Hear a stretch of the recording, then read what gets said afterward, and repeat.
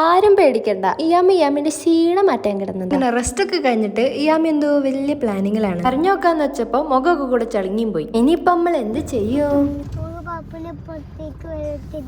ആ പറഞ്ഞത് നടക്കുമെന്ന് തോന്നുന്നില്ല. അതുകൊണ്ട് തന്നെ ഇയാമിന്റെ പ്ലാൻ മാറ്റി. ഷൂ മേടിക്കാൻ പോയ പാപ്പു സ്പൈഡർമാനെ കണ്ടപ്പോ കമ്മന്നടിച്ച് താഴെ വീണു. അക്കോർഡിംഗ് ടു കുട്ടികളെ സൈക്കോളജി അതങ്ങനെ വരാൻ പാടുള്ളൂ. ഇയാമിനെ പുറത്തുള്ളവരെ കണ്ട വളരെ മാന്യാണ്.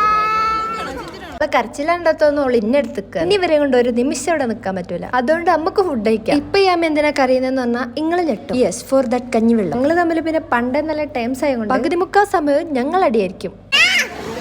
ഇനി ഇവര് അടി കൊണ്ടിക്ക എനിക്ക് വയ്യ. അങ്ങോട്ട് ഞാൻ പോവുക. എന്താന്നറിയില്ല, ഇയാമി അടങ്ങിയിരിക്കുന്നുണ്ട്. പക്ഷെ എപ്പോ എവിടെയാലും ഒരു പൊട്ടിത്തെറി ഉണ്ടാവാം. മമ്മന്റെ ഭീഷണി പിടിച്ച് അടങ്ങിയിരുന്നതാണെങ്കിൽ അധിക നേരം ഉണ്ടാവാൻ ചാൻസ് ഇല്ല. എന്നാൽ ഇയാമിന്റെ മാക്സിമം ശ്രമിക്കുന്നുണ്ട്. പിന്നെ ഇപ്പൊ കുട്ടികളല്ലേ, കുറച്ച് കഴിയുമ്പോ പ്രാന്ത് പിടിക്കും. അങ്ങനെ ഇയാമിന്റെ കയ്യിൽ നിന്നും പോയിക്കുന്നു. അല്ലേലും ഇപ്പൊ പണ്ടത്തെ പോലെ ഒന്നല്ല. കുട്ടികളെ പേടിപ്പിക്കാൻ പറ്റൂലേ. നമ്മളെക്കാളും ബുദ്ധിയുണ്ട്. ഇപ്പൊ തിരിച്ചിട്ടുന്നതിന് മുന്നേ ഞാനങ്ങ് പോവാ.